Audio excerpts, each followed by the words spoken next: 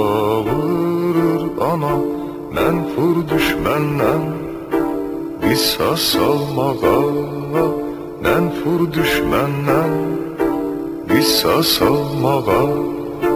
Secdegahdır, qiblegahdır, üç reyli Türk bayrağı,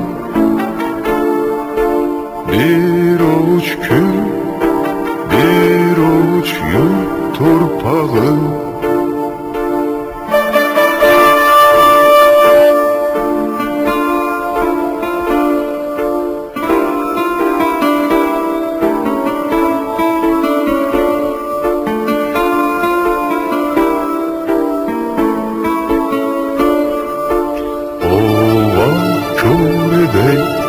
Düşmenin gözü korusun bizi, Tanrı'nın özü korusun bizi, Tanrı'nın özü.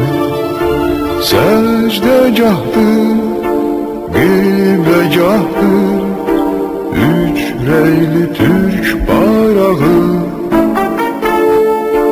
bir avuç kül, bir avuç yurt torpağı.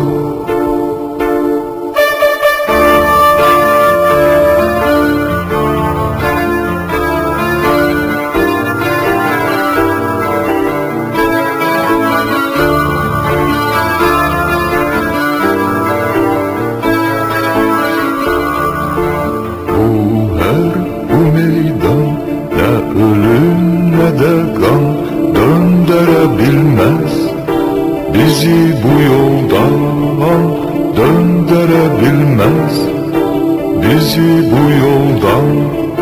Secdegahdır, qiblegahdır, üç reyli Türk bayrağı,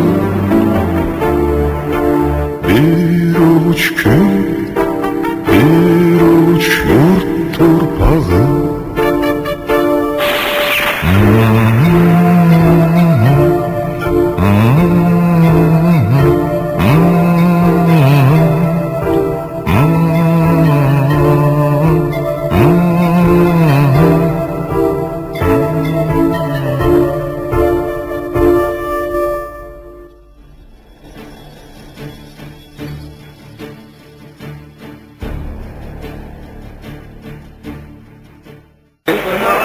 Güney-Kuzey yoktur. Bilirsiniz ki teferruatlı milletler sınırların özleri düzəllər.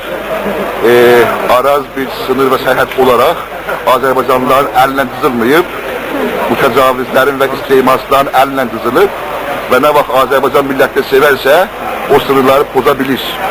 İstəyirəm bunu diyeyim ki, Qarabağ Azərbaycanlının kuzeyli, güneyli şərəfi ve namusu sayılır ve feylen tapdaq ve işgal altındadır.